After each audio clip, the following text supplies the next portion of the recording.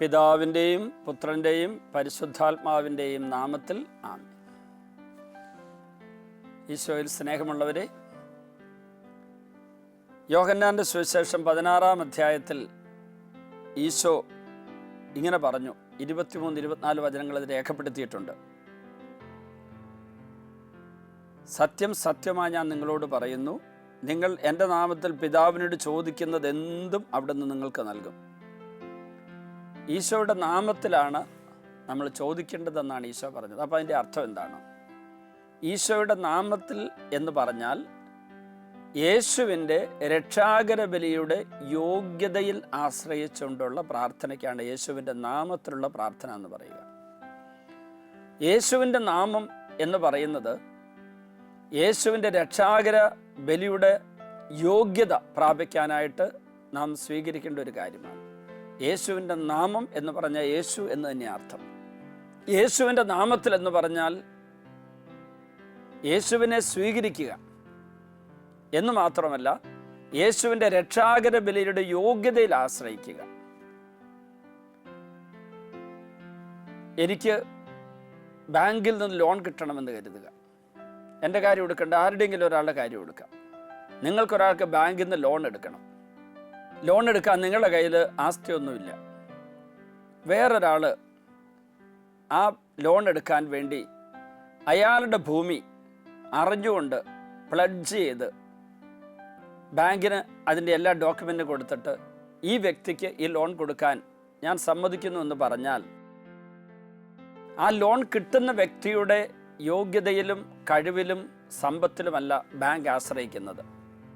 Bank ആശ്രയിക്കുന്നത് ആരുടെ ഭൂമിയുടെ, സ്വത്തിൻ്റെ, ബിസിനസ്സിൻ്റെ അടിസ്ഥാന രേഖകളാണോ ബാങ്കിൻ്റെ കയ്യിൽ കിട്ടിയിരിക്കുന്നത്, അതിൻ്റെ ആധികാരികത, അതിൻ്റെ ഈട്, അതിൻ്റെ ആ ബലം, അതിലാ ബാങ്ക് ആശ്രയിക്കുക.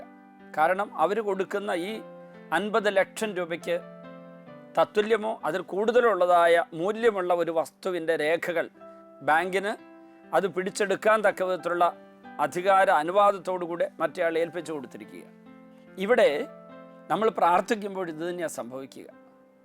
നമ്മൾ യാചിക്കുന്നു, പക്ഷെ നമ്മുടെ യോഗ്യതയിലല്ല, യേശുവിൻ്റെ രക്ഷാകര ബലിയുടെ യോഗ്യതയിൽ ആശ്രയിക്കുക. അപ്പോൾ യേശുവിൻ്റെ രക്ഷാകര ബലിയുടെ യോഗ്യതയിൽ ആശ്രയിക്കുന്ന വ്യക്തി പിതാവിനോട് പറയുന്നു, അങ്ങയുടെ പ്രിയപുത്രനായ യേശു എൻ്റെ ലോകം മുഴുവൻ്റെയും പാപപരിഹാര ബലി അർപ്പിച്ചില്ലേ? പാപപരിഹാര ബലിയിലൂടെ ഞങ്ങൾക്ക് സ്വാതന്ത്ര്യവും അനുഗ്രഹവും വാങ്ങി തന്നില്ലേ? ഞാൻ അതിൽ ആശ്രയിക്കുക. യേശുവിൻ്റെ രക്ഷാകര ബലിയുടെ യോഗ്യത പ്രാപിക്കാനായിട്ടുള്ള അർഹതയോടുകൂടി ഞാൻ വരുന്നത്. ആരെല്ലാം യേശുവിൽ വിശ്വസിക്കുന്നു അവർക്കെല്ലാം ഈ അർഹത കിട്ടുന്നുണ്ട്. യേശുവിൻ്റെ രക്ഷാകര ബലിയുടെ യോഗ്യത പ്രാപിക്കാനുള്ള ഒരു അർഹത കിട്ടുകയാണ്. അത് നമ്മൾ ചെയ്ത പുണ്യപ്രവൃത്തിയുടെ ഫലമല്ല, ഒരൊറ്റ ഒരു പുണ്യത്തിൻ്റെ ഫലം. ഞാൻ യേശുവിൽ വിശ്വസിക്കുന്നു. യേശുവിൽ വിശ്വസിക്കുന്നു എന്നുള്ള ഒറ്റ ഒരു പുണ്യത്താൽ എനിക്ക് യേശുവിൻ്റെ രക്ഷാകര ബലിയുടെ യോഗ്യതയിൽ ആശ്രയിച്ചുകൊണ്ട് പിതാവിനോട് അനുഗ്രഹങ്ങൾക്കായി, അഭിഷേകത്തിനായി യാചിക്കാനായിട്ട് കൃപ കിട്ടുന്നു. അപ്പോൾ യേശു കേന്ദ്രീകൃതമായ യേശുവിൻ്റെ രക്ഷാകര ബലിയുടെ യോഗ്യതയിൽ മാത്രം ആശ്രയിക്കുന്ന ഒരു വിശ്വാസ ജീവിതം, ഒരു ആത്മീയ ജീവിതം, പ്രാർത്ഥനാ ജീവിതമാണ് ദൈവം നമ്മിൽ നിന്ന് പ്രതീക്ഷിക്കുന്നത്.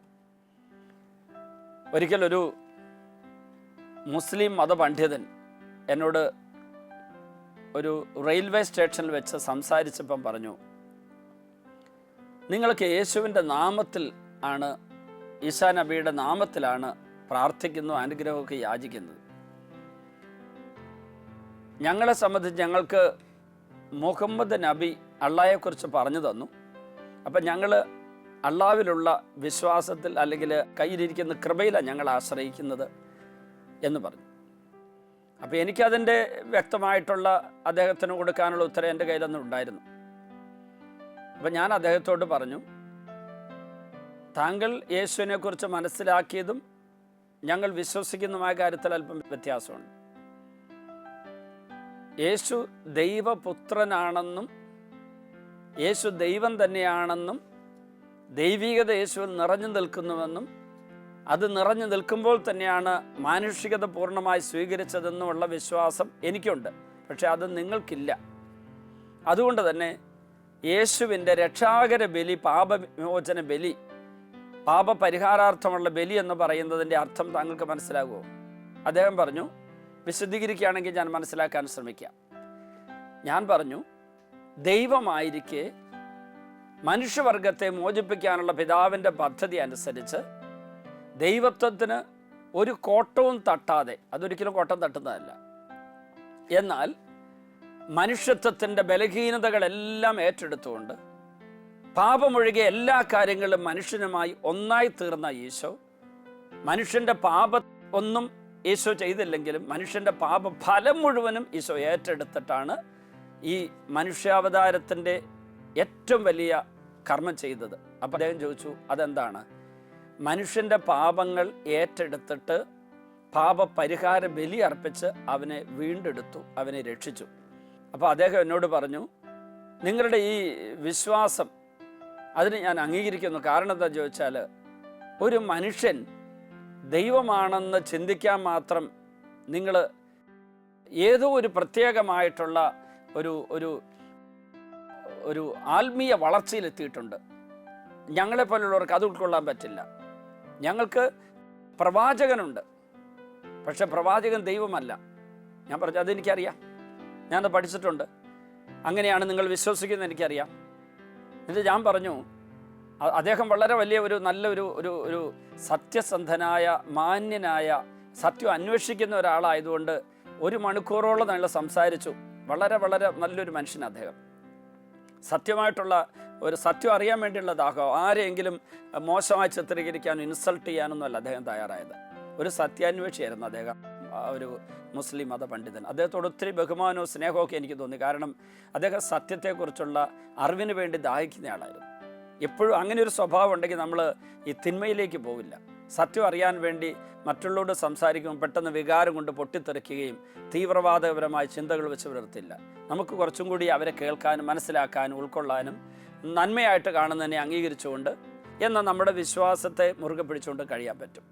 അദ്ദേഹം എന്നോട് പറഞ്ഞു, ഇതുപോലുള്ള സത്യത്തിൻ്റെ വെളിപ്പെടുത്തൽ കിട്ടാൻ നമുക്ക് ഇനിയും കണ്ടുമുട്ടണം. പിന്നെ ഞാൻ കണ്ടുമുട്ടിയിട്ടില്ലെങ്കിലും അദ്ദേഹം എൻ്റെ നമ്പറൊക്കെ മേടിച്ച് പോയി 1-2 തവണ ഞങ്ങൾ ഫോണിലൂടെ സംസാരിച്ചെങ്കിലും ഒരിക്കലും എനിക്കതിൻ്റെ വീണ്ടും ഒന്ന് സംസാരിക്കാൻ ഞങ്ങൾക്ക് ഒരു അവസരം കിട്ടിയില്ല. അദ്ദേഹം എന്നോട് പറഞ്ഞു, ഫോണിൽ വിളിച്ചപ്പം പറഞ്ഞു, യേശുവിനെക്കുറിച്ച് ഞാൻ കൂടുതൽ പഠിക്കാനിടവന്നു. അതിനെക്കുറിച്ച് ആ അന്നത്തെ സംഭവത്തിന് ശേഷം യേശു പൂർണ്ണമായി ദൈവമായിരിക്കെ മനുഷ്യനായി മാറി. പക്ഷേ അവിടുത്തെ ദൈവത്തൊട്ടും മങ്ങിപ്പോയില്ല. അതിൽ മറഞ്ഞിരിക്കുക, മനുഷ്യത്വത്തിൻ്റെ അകത്ത് മറഞ്ഞിരിക്കുക. യേശുവിൻ്റെ ശരീരം മനുഷ്യ ശരീരമാണ്, പക്ഷേ അവിടുന്ന് ആ ദൈവത്വം മുഴുവനുണ്ട്. ആ ദൈവത്വം ഉള്ളിലുള്ളപ്പോൾ തന്നെ മനുഷ്യൻ്റെ പാപങ്ങൾ മുഴുവനും ഈശോ ഏറ്റെടുക്കുമ്പോൾ മാനുഷിക രീതിയിലുള്ള എല്ലാ നൊമ്പരങ്ങളും വേദനകളും പ്രയാസങ്ങളും ഈശോ ഏറ്റെടുക്കേണ്ടി വന്നു. പക്ഷെ ഒരിക്കലും യേശുവിൽ പിശാചിന് വിജയിക്കാൻ പറ്റാതെ പോയ മേഖല, യേശുവിനെ പാപത്തിൽ യേശുവിൻ്റെ മനുഷ്യത്വം കുറയ്ക്കാനോ പാപത്തിൽ പരാജയപ്പെടുത്താനോ പിശാചിന് പറ്റൂല. കാരണം യേശു ദൈവമായിരുന്നു.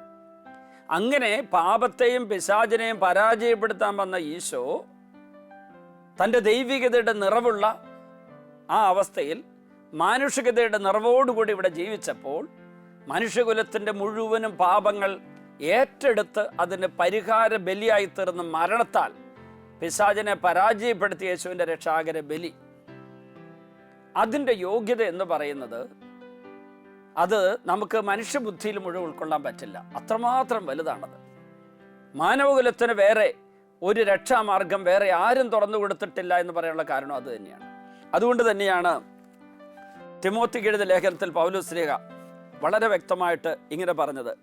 അതായത് യേശുക്രിസ്തു എങ്ങനെയാണ് ഏകരക്ഷകനായി തീർന്നത് എന്നുള്ളതിനെക്കുറിച്ച് പറയുകയാണ്. 1 തിമോത്തി 2-ാം അധ്യായം 5-ാം വചനം. ഒരു ദൈവമേയുള്ളൂ, ദൈവത്തിന് മനുഷ്യർക്ക് മധ്യസ്ഥനായി ഒരുവനേയുള്ളൂ, മനുഷ്യനായ യേശുക്രിസ്തു. എന്നിട്ട് പറഞ്ഞു, അവൻ എല്ലാവർക്കും വേണ്ടി തന്നെ മോചനമൂല്യമായി നൽകി. ഹല്ലേലൂയ. അപ്പൊ ഇവിടെ യേശുക്രിസ്തു തന്നെ ഒരു മോചനമൂല്യമായി നൽകി, അങ്ങനെ ഏക മധ്യസ്ഥനായി തീർന്നു. അതുകൊണ്ടാണ് പത്രോസ് ശ്ലീഹ ആദ്യത്തെ മാർപ്പാപ്പ പറഞ്ഞത്, ആകാശത്തിന് കീഴിൽ മനുഷ്യരുടെ ഇടയിൽ നമ്മുടെ രക്ഷയ്ക്ക് വേണ്ടി യേശുവിൻ്റെ നാമമല്ലാതെ വേറെ ഒരു നാമവും നൽകപ്പെട്ടിട്ടില്ല. ഈ ഒരു മഹാസത്യത്തിൻ്റെ വലിയ ബോധ്യത്തോടു കൂടി നിൽക്കുന്ന ഒരു വ്യക്തിക്ക് പ്രാർത്ഥിക്കുമ്പോൾ ആ യോഗ്യതയിൽ ആശ്രയിക്കാൻ പറ്റണം. വേറെ ആർക്കും കൊടുക്കാൻ പറ്റാത്ത തരാൻ പറ്റുന്നവനാണ് ഈശോ. വേറെ ആർക്കും തരാൻ പറ്റില്ല. വേറെ ആർക്കും അങ്ങനെ ഒരു സ്വത്തില്ല, സമ്പത്തില്ല. മാനവകുലത്തിൻ്റെ രക്ഷ തൻ്റെ ബലിയിലൂടെ പൂർത്തിയാക്കിയ യേശുവിൻ്റെ കയ്യിലിരിക്കുന്ന വലിയ സമ്പത്ത്, അതിലാശ്രയിക്കുന്നത്. അതാണ് ഈശോ പറഞ്ഞത്, നിങ്ങൾ എൻ്റെ നാമത്തിൽ എന്ത് ചോദിച്ചാലും പിതാവ് തരും. അപ്പം ഇവിടെ നമുക്ക് പാപമുണ്ട്, ബലഹീനതകളുണ്ട്, നമുക്ക് യോഗ്യതയുടെ കുറവുണ്ട്, നമുക്ക് വേണ്ടതെല്ലാം അറിയാനും വേണ്ടതുപോലെ ചെയ്യാനും പറ്റുന്നുമില്ല, ഒത്തിരി കുറവുകളുണ്ട്. എന്നിട്ടും നമ്മൾ തമ്പുരാൻ്റെ മുമ്പിൽ യോഗ്യത പ്രാപിക്കാൻ വേണ്ടി നിൽക്കുന്നത് നമ്മുടെ ആരുടെയെങ്കിലും പാപപരിഹാര പ്രവൃത്തിയുടെ ഫലമോ നമ്മുടെ പുണ്യയോഗ്യതയുടെ ഫലമോ നമ്മൾ അതുവരെ പ്രാർത്ഥിച്ചതിൻ്റെ ഫലമായിട്ടല്ല. ഇപ്പോൾ പ്രാർത്ഥിക്കാനുള്ള യോഗ്യത കിട്ടിയത് ഇതിനു മുമ്പ് പ്രാർത്ഥിച്ചതിൻ്റെ ഫലമായിട്ടല്ല. യേശു ക്രിസ്തുവിൻ്റെ രക്ഷ, യേശു നമുക്ക് വേണ്ടി നേടിയെടുത്ത രക്ഷ, അത് നമുക്ക് ഈശോ തരുന്നത് സൗജന്യദാനമായിട്ടാണ്. ആ സൗജന്യദാനമായിട്ട് തരുന്ന ഈ രക്ഷ, അതിലൂടെ കിട്ടുന്ന അനുഗ്രഹങ്ങൾ സ്വന്തമാക്കണമെങ്കിൽ ഞാൻ യേശുവിൽ വിശ്വസിക്കണം. ഞാൻ യേശുവിന് എന്നെ തന്നെ സമർപ്പിക്കണം. ഞാൻ യേശുവിൽ വിശ്വസിക്കാതെ സംശയിച്ചും കലർപ്പോഴുള്ള വിശ്വാസം, അഡൾട്രേറ്റഡ് ഫെയ്ത്ത്, അതുപോലെ ചഞ്ചലിക്കുന്ന വിശ്വാസം, അതുപോലെ തന്നെ ഉറച്ചതല്ലാത്ത വിശ്വാസം, അങ്ങനെയൊക്കെയുള്ള വിശ്വാസത്തോടെ പ്രാർത്ഥിക്കുന്നതെങ്കിൽ എനിക്ക് യേശുവിൻ്റെ ആ വലിയ സമ്പത്തിൽ പങ്കാളിത്തം കിട്ടില്ല. എൻ്റെ വശത്തു നിന്നുള്ള സഹകരണം ഇതിന് വേണം. ഇപ്പോൾ യേശുവിൻ്റെ യോഗ്യതയിൽ ആശ്രയിച്ച് ഞാൻ അനുഗ്രഹം പ്രാപിക്കുന്നതിനെക്കുറിച്ച് ആദ്യം പറഞ്ഞ ഉദാഹരണത്തിലേക്ക് വരട്ടെ. ബാങ്കിൽ എൻ്റെ ഒരു സുഹൃത്ത് അദ്ദേഹത്തിൻ്റെ സമ്പത്തിൻ്റെ സ്വത്തിൻ്റെ രേഖകൾ മുഴുവൻ ബാങ്കിന് കൊടുത്തിട്ട് ഇത്രയും ലോൺ ഇയാൾക്ക് കൊടുത്തേക്കാൻ പറഞ്ഞാൽ ബാങ്ക് കൊടുക്കും. അത് റീഫണ്ട് ചെയ്യാനായിട്ടുള്ള ഉത്തരവാദിത്തം എല്ലാം ഈ രേഖ സമർപ്പിച്ചവൻ ഏറ്റെടുക്കുന്നു. പക്ഷേ ഈ പണം കിട്ടുന്ന ആള് ഇതിനിടയ്ക്ക് ഈ മധ്യസ്ഥനായി നിന്ന് എന്നെ സഹായിക്കുന്ന വ്യക്തിയുടെ നിർദ്ദേശം അനുസരിക്കണം. ഞാൻ നിനക്ക് തരുന്ന പണം നിനക്കൊരു വീട് കിട്ടാൻ, ആ വീട് പണിയാനുള്ള ഭൂമി വാങ്ങാൻ തരുന്നു. അത് ദുർവ്യയം ചെയ്യരുത്. മദ്യപിച്ചും പുകവലിച്ചും മയക്കുമരുന്ന് ഉപയോഗിച്ചും മോശമായി ജീവിച്ചു പോയാൽ നിനക്ക് ഈ പണം കിട്ടില്ല. അത് നിനക്ക് തരുന്നതിന് കണ്ടീഷൻസ് ഇതൊക്കെയാണ്. നീ നിൻ്റെ ഭാര്യയും മക്കളെയും സ്നേഹിക്കണം, നീ കഠിനാധ്വാനം ചെയ്യണം. അലസനായി ഞാൻ തരുന്ന സമ്പത്ത് ദുരുപയോഗിച്ച് കഴിയാൻ പറ്റില്ല. അത്രയും പറയാനുള്ള അവകാശം അദ്ദേഹത്തിനില്ലേ? അതുപോലെ തന്നെയാണ് ഇവിടെ ഞാൻ തമ്പുരാൻ്റെ യേശുക്രിസ്തുവിൻ്റെ കൃപയിൽ ആശ്രയിച്ചുകൊണ്ട്, ബലിയുടെ യോഗ്യതയിൽ ആശ്രയിച്ചുകൊണ്ട് പിതാവിനോട് ചോദിക്കുമ്പോൾ ഈശോ എനിക്ക് ചില നിർദ്ദേശങ്ങൾ തരും. ഇത് ആകാം, ഇത് അരുത്, ഇങ്ങനെ ചെയ്യണം, ഇങ്ങനെ ചെയ്യരുത്, ഇത്രയാകാം, ഇത് കൂടുതൽ വേണ്ട. ഇതൊക്കെ യേശുവിൻ്റെ നിർദ്ദേശങ്ങളാണ്. അപ്പോൾ തമ്പുരാനിൽ നിന്ന് ഈ സൗജന്യമായിട്ട് കിട്ടുന്ന അനുഗ്രഹങ്ങൾ, രക്ഷയിലൂടെ കിട്ടുന്ന അനുഗ്രഹങ്ങൾ സ്വന്തമാക്കുന്നവർ യേശു പറയുന്നു കൂടെ കേൾക്കാൻ തയ്യാറാകണം. പലരുടെയും പ്രശ്നം എന്താണ്? അനുഗ്രഹങ്ങൾക്ക് വേണ്ടി യേശുവിൻ്റെ മധ്യസ്ഥം തേടി പിതാവിനോട് യാചിക്കുന്ന പലരും യേശു പറയുന്നത് കേൾക്കില്ല, യേശു പറയുന്നത് അനുസരിക്കില്ല, യേശുവിനെ സ്വീകരിക്കില്ല. ഇപ്പോൾ എനിക്ക് ഭൗതികമായ, ലൗകികമായ, ജഡികമായ, മാനുഷികമായ ഈ ആഗ്രഹമുണ്ട്, ഈ പദ്ധതിയുണ്ട്, അതനുസരിച്ച് എനിക്ക് ഇത്രയും അനുഗ്രഹം തരണം. ഈ അനുഗ്രഹം നിനക്ക് ഞാൻ തന്നാൽ നീ എന്ത് ചെയ്യും? ഞാൻ സന്തോഷമായിട്ട് ജീവിക്കും. അങ്ങനെ സന്തോഷമായിട്ട് ജീവിക്കുന്നതിൻ്റെ അർത്ഥം എന്താണ്? അതല്ലേ നിൻ്റെ ആഗ്രഹം? ഞാൻ പറയും യേശുവിനോട്, ഞാനിവിടെ സന്തോഷിച്ച് ജീവിച്ചാൽ പോരാ. ദൈവഹിതപ്രകാരമുള്ള ഒരു ജീവിതം നയിക്കണം. സന്തോഷം ദൈവഹിതപ്രകാരം ജീവിക്കുന്നതിലാണ് എന്നുള്ള ബോധ്യം എനിക്ക് വേണം. അല്ലാതെ എൻ്റെ ജഡത്തിൻ്റെ താല്പര്യം അനുസരിച്ച്, ലോകത്തിൻ്റെ ഇഷ്ടമനുസരിച്ച്, എൻ്റെ മാനുഷിക ബലഹീനതകളെ തൃപ്തിപ്പെടുത്തിക്കൊണ്ട് ഞാൻ ജീവിച്ചിട്ട് എനിക്കതെല്ലാം നീ നടത്തി തരണമെന്ന് പറഞ്ഞാൽ ദൈവം ഒരിക്കലും അത് അനുവദിച്ചു തരുന്നില്ല. പ്രിയപ്പെട്ടവരെ, ഈശോ പറഞ്ഞ വചനത്തിൻ്റെ ആഴത്തിലുള്ള അർത്ഥം നമുക്ക് മനസ്സിലായി. യേശുവിൻ്റെ നാമത്തിൽ പിതാവിനോട് ചോദിക്കണം. മാത്രമല്ല, ചോദിച്ചാൽ അത് മുഴുവൻ തരുമെന്ന് പറഞ്ഞു. എന്നിട്ട് ഈശോ പറഞ്ഞു, ചോദിക്കും നിങ്ങൾക്ക് ലഭിക്കും, അതുമൂലം നിങ്ങളുടെ സന്തോഷം പൂർണ്ണമാവുകയും ചെയ്യും. സാധാരണ താൽക്കാലികമായ, ഭൗതികമായ, അല്ലെങ്കിൽ ശാരീരികമായ, ജഡികമായ, അല്ലെങ്കിൽ മാനുഷികമായ ചില സന്തോഷങ്ങൾ കിട്ടും. പക്ഷെ അത് പൂർണ്ണമാവില്ല, താൽക്കാലികമാണ്. എല്ലാ പാപസുഖങ്ങളും സന്തോഷങ്ങളും താൽക്കാലികമാണ്. അത് പിന്നീട് നമ്മളെ വേട്ടയാടുന്ന വിഷസർപ്പമായിട്ട് പോലും മാറും. അപ്പോൾ നമ്മുടെ പ്രാർത്ഥനയ്ക്ക് ഇങ്ങനെ ഒരു അടിസ്ഥാന ചൈതന്യമാണ് ഇന്ന് ഈശോ നമ്മിൽ നിന്ന് പ്രതീക്ഷിക്കുന്നതെന്ന് അവിടുന്ന് വെളിപ്പെടുത്തുന്നു. നമുക്ക് പ്രാർത്ഥിക്കാം. കാരുണ്യവാനും രക്ഷകനുമായ ഈശോയെ, അങ്ങയുടെ സുവിശേഷത്തിൻ്റെ ചൈതന്യം സ്വീകരിക്കാൻ, ആ ചൈതന്യത്താൽ ജ്വലിച്ചവരായി മാറാൻ ഞങ്ങൾ ആഗ്രഹിക്കുന്നു. ഞങ്ങൾക്ക് ഒത്തിരി ഒത്തിരി ആഗ്രഹങ്ങൾ, അഭിലാഷങ്ങളുണ്ട്, താല്പര്യങ്ങളുണ്ട്, ഞങ്ങൾക്ക് യാചനകൾ ഒത്തിരിയുണ്ട്. പക്ഷെ പലതും ജഡിക സ്വഭാവത്തിൽ നിന്ന്, മാനുഷിക ബലഹീനതകളിൽ നിന്ന്, ലൗകിക സ്വപ്നങ്ങളിൽ നിന്ന്, ഈ ലോകത്തിലെ നേട്ടങ്ങൾക്ക് വേണ്ടിയുള്ള ദാഹങ്ങളിൽ നിന്ന് ഉദിക്കുന്ന പ്രാർത്ഥനകളും യാചനകളുമായിരിക്കാം. ഇന്ന് ഞങ്ങളോട് അങ്ങ് പറഞ്ഞു, അങ്ങയുടെ തിരുവചനത്തിലൂടെ ഞങ്ങൾക്ക് വെളിപ്പെടുത്തൽ നൽകി, അങ്ങയുടെ രക്ഷാകര ബലിയുടെ യോഗ്യതയിൽ ആശ്രയിച്ചുകൊണ്ട് അങ്ങയുടെ നാമത്തിൽ ഞങ്ങൾ പ്രാർത്ഥിക്കണം. എന്നാൽ അങ്ങയുടെ രക്ഷാകര ബലിയുടെ യോഗ്യതയിൽ ആശ്രയിക്കുന്നതുകൊണ്ട് തന്നെ അങ്ങ് പറയുന്നത് ഞങ്ങൾ ശ്രവിക്കുകയും ഗ്രഹിക്കുകയും അനുസരിക്കുകയും ചെയ്യണം. അങ്ങ് പറയുന്നത്, നൽകുന്ന വെളിപ്പെടുത്തൽ, നിർദ്ദേശം ഞങ്ങൾ കേൾക്കണം, അത് സ്വീകരിക്കണം. അതനുസരിച്ച് പ്രവർത്തിക്കുമ്പോഴാണ് അങ്ങയുടെ രക്ഷാകര ബലിയുടെ യോഗ്യതയിലുള്ള കൃപകൾ പിതാവ് ഞങ്ങൾക്ക് തരുന്നത്. അവിടെ നിയന്ത്രണം നൽകുന്ന പരിശുദ്ധാത്മാവായിരിക്കും. ഈ വെളിപ്പെടുത്തൽ ഓർത്ത് നന്ദി പറയുന്നു. ഈശോയെ, ഇന്നത്തെ ശുശ്രൂഷയിൽ പങ്കെടുക്കുന്ന എല്ലാവർക്കും ആഴത്തിലുള്ള വിശ്വാസവും ആത്മീയ തേജസ്സും ദൈവഹിതപ്രകാരം യാചിച്ച് മുന്നോട്ട് പോകാനുള്ള കൃപയും നൽകണമേ. രോഗപീഠകളാൽ വലയുന്നവർ, ദുഃഖദുരിതങ്ങളിൽപ്പെട്ടവർ, പൈശാചിക പീഡകളാൽ തളർന്നും തകർന്നും കഴിയുന്നവർ, ദുശീലങ്ങൾ പിടിയിൽപ്പെട്ടവർ, സാമ്പത്തിക ക്ലേശങ്ങൾ, കടബാധ്യതകൾ, ജോലിയില്ലായ്മ, വീടില്ലാത്ത അവസ്ഥ, വിവാഹ തടസ്സം, മക്കളില്ലാത്ത അവസ്ഥ, അതിനാൽ ക്ലേശിക്കുന്നവർ, പഠിക്കാൻ പറ്റാത്തവർ, വിദൂരങ്ങളിലേക്ക് ജോലിക്ക് പോകാൻ തടസ്സമുള്ളവർ, അവരെല്ലാം തിരുമുമ്പിലേക്ക് ഉയർത്തുന്നു. ഈ ശുശ്രൂഷ പങ്കെടുക്കുന്ന എല്ലാവരുടെ കുടുംബങ്ങളിൽ സ്വർഗീയ കൃപകൾ സമൃദ്ധമായി നിറയട്ടെ എന്ന് പ്രാർത്ഥിക്കുന്നു. ഈശോയുടെ രക്ഷാകര ബലിയുടെ യോഗ്യതയാൽ എല്ലാവരും രക്ഷ പ്രാപിക്കട്ടെ എന്ന് പ്രാർത്ഥിക്കുന്നു. പാപികളെ വിശുദ്ധീകരിക്കുന്ന കർത്താവെ, സകല പാപികളുടെയും പാപങ്ങൾ പൊറുക്കണേ എന്ന് പ്രാർത്ഥിക്കുന്നു. ഈ നിമിഷം വിദൂരങ്ങളിലും ആസ്പത്രികളിലും ആയിരിക്കുന്ന രോഗികൾ, കിടപ്പ് രോഗികളായിരിക്കുന്നവർ, അപകടത്തിൽപ്പെട്ടവർ, മരണാസന്നർ, നൊമ്പരമുള്ളവർ, കഠിനവേദനയുള്ളവർ, പ്രാർത്ഥിക്കാൻ അറിഞ്ഞുകൂടാത്തവർ, അവർക്ക് വേണ്ടി ഞങ്ങൾ യാചിക്കുന്നു. അവരെ അനുഗ്രഹിക്കണേ ഈശോയെ. രോഗപീഠകളെല്ലാം മാറ്റണമേ. പരിശുദ്ധാമ്മയുടെ വിമല ഹൃദയത്തിന് എല്ലാവരെയും പ്രതിഷ്ഠിക്കുന്നു. നമ്മുടെ കർത്താവ് യേശു മിശിഹായുടെ കൃപയും പിതാവായ ദൈവത്തിൻ്റെ സ്നേഹവും പരിശുദ്ധാത്മാവിൻ്റെ സഹവാസവും നിങ്ങളോടുകൂടി ഉണ്ടായിരിക്കട്ടെ, ഇപ്പോഴും എപ്പോഴും എന്നേക്കും. ആമേൻ.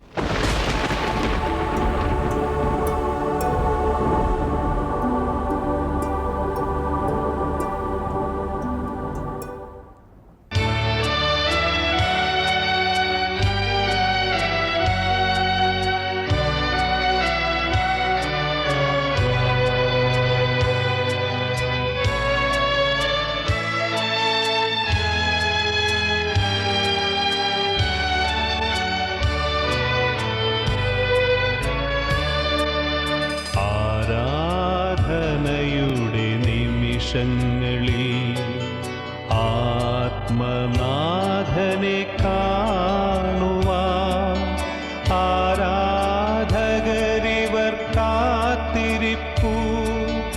ആത്മനാഥനേശുവേ, ആരാധനയുടെ നിമിഷങ്ങളിൽ ആത്മനാഥനെ കാണുവാൻ ആരാധകരിവർ കാത്തിരിപ്പു.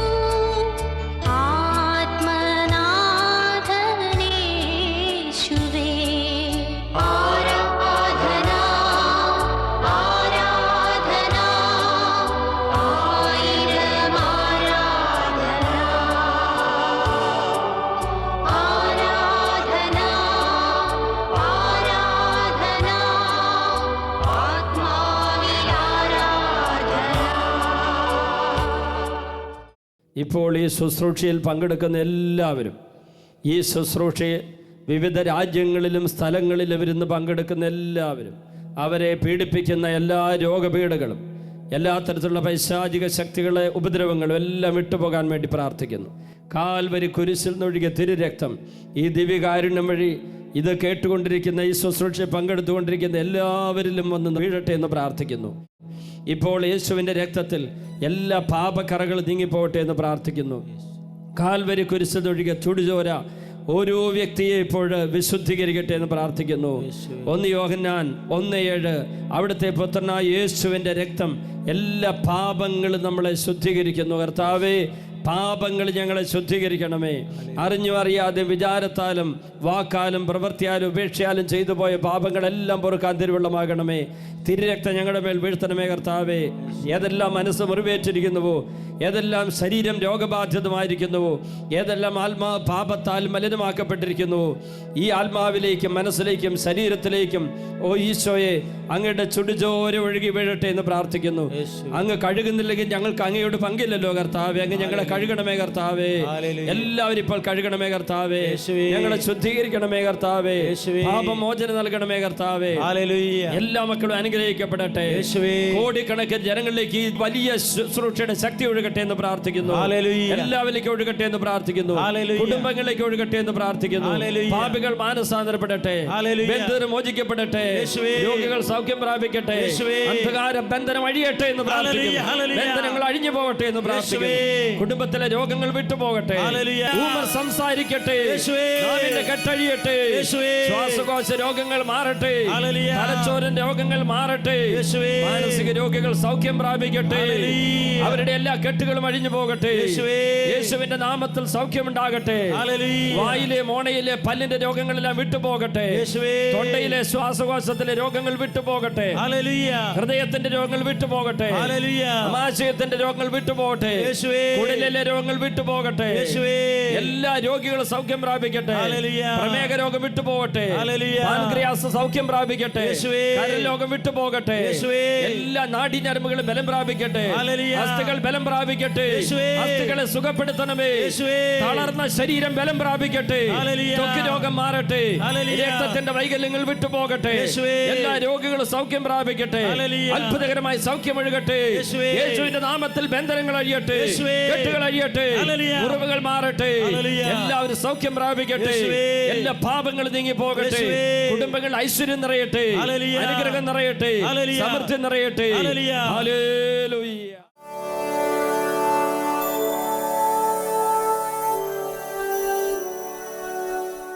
ഈ നിൽക്കുന്ന അന്നമ്മ പുളുങ്കുന്നിൽ നിന്ന് വരുന്നു.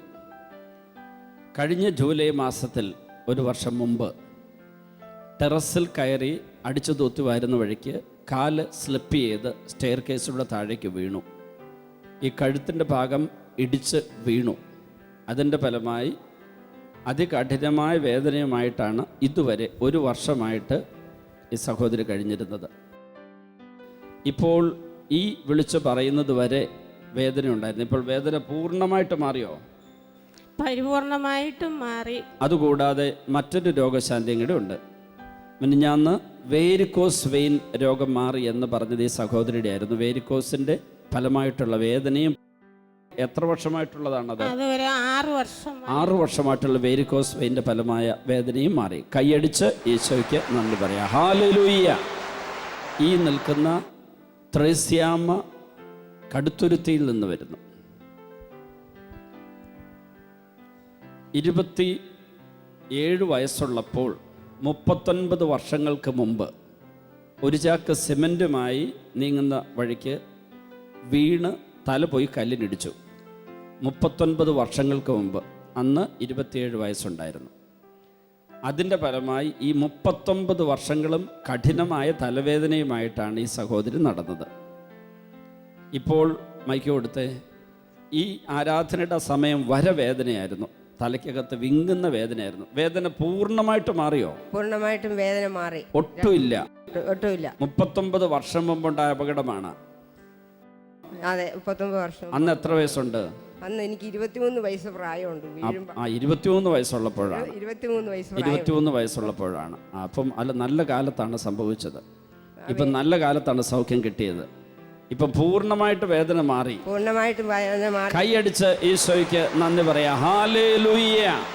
ഒരു വലിയ രോഗശാന്തി കർത്താവ് ആമ്പല്ലൂർ സ്വദേശിയായ ബാബുവിന് നൽകിയിരിക്കുന്നു. ഇപ്പോൾ 50 വയസ്സായി.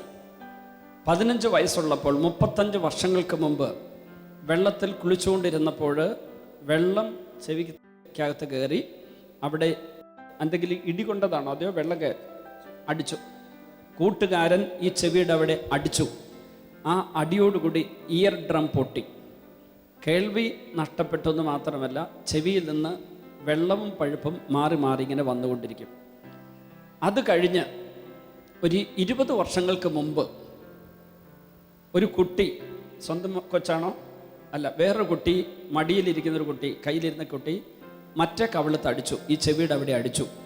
അതിൻ്റെ ഫലമായി ആ ചെവിക്കും പരിക്ക് പറ്റി. ആ ചെവിയിൽ നിന്ന് പഴുപ്പ് വരുന്നു. അതിന് കേൾവിക്കുറവുണ്ടായിരുന്നോ? ചെറുതായിട്ട്. ഇന്നലെ ഞാനിവിടെ രോഗശാന്തി വിളിച്ചു പറഞ്ഞല്ലോ, ചെവി പഴുക്കുന്ന സുഖപ്പെടുത്തുന്ന വരും. ഇപ്പോൾ ഞാൻ പ്രസംഗിച്ചുകൊണ്ടിരിക്കും വീണ്ടും ഈശോ അതെനിക്ക് വെളിപ്പെടുത്തി തന്നു. ഇന്നലെ പറഞ്ഞ രോഗശാന്തി, ചെവി പഴുക്കുന്ന ഒരാളെ ഈശോ ഇപ്പോൾ സുഖപ്പെടുത്തുന്നു എന്ന്. ബാബു ഇന്നലെ രാവിലെ വരെ വേദനയുണ്ടായിരുന്നു, 2 ചെവിക്കും കേൾവിക്ക് പ്രശ്നമുണ്ടായിരുന്നു. ഇന്നലെ വൈകുന്നേരത്തെ ആ സ്വതുപ്പിൻ്റെ അവസരത്തിൽ ഈ രൂപത്തിൽ ഈശോ വലിയൊരു ശക്തി ഈ സഹോദരനിലേക്ക് അയക്കുന്ന വലിയൊരു ദൈവാനുഭവം ഉണ്ടായി. മൈക്ക് കൊടുത്ത് ആ ദൈവാനുഭവം എന്താണെന്നൊന്ന് പറഞ്ഞേ. എൻ്റെ ചെവിട്ടിന്ന് 2 ചെവിട്ടിന്നും വെള്ളം വരെ ഞാൻ കുളിക്കുമ്പോൾ പഞ്ഞി വെച്ചിട്ടാണ് കുളിക്കുക. എനിക്ക് മുങ്ങി കുളിക്കാൻ പറ്റില്ല, കോരി കുളിക്കണം. എനിക്ക് ചെവിട്ടിൽ വെള്ളം പോയി കഴിഞ്ഞാൽ ഉടനെ പഴുപ്പും വെള്ളം വരലേക്കാണ്. ഇന്നലെ പ്രാർത്ഥിച്ചു കൊണ്ടിരിക്കുമ്പോൾ എനിക്ക് പ്രത്യേക ഒരു അനുഭൂതി, അതായത് ദൈവത്തിൻ്റെ ഒരു കരപ്രശ്നം എൻ്റെ ശരീരത്തിൽ ഈ ചെവിട്ടിയിൽ കൂടി ഇപ്പുറത്തേക്ക് കടന്നു പോകുന്നതായിട്ട് എനിക്കൊരു അനുഭവപ്പെട്ടു. ആ അനുഭവത്തിൻ്റെ വെളിച്ചത്തിൽ ഇന്ന് എനിക്ക് ചെവിക്ക് വേദനയില്ല, പഴുപ്പില്ല, 2 ചെവിക്കുമില്ല.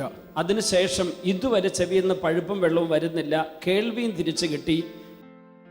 ഹൈന്ദവ മതവിശ്വാസിയായിരുന്ന ഈ ബാബുവിനെ കർത്താവ് ജാതിയും അതൊന്നും നോക്കാതെ യേശുവിൽ വിശ്വസിച്ച് ഇവിടെ വന്ന ബാബുവിനെ കർത്താവ് പൂർണ്ണമായി സുഖപ്പെടുത്തി.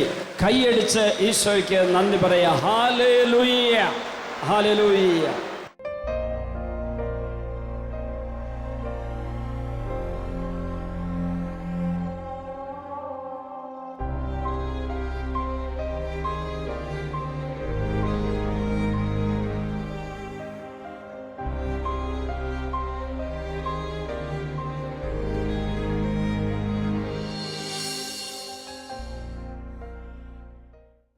വിശദ വിവരങ്ങൾക്ക് director, divine vision, divine retreat centre, Muringoor, Chalakudy 680316, Kerala, south India. Telephone 0091 480 270 8098, 0091 480 270 2613. Fax 0091 480 270 8097. Email mail.divintv@gmail.com. Website www.drcm.org.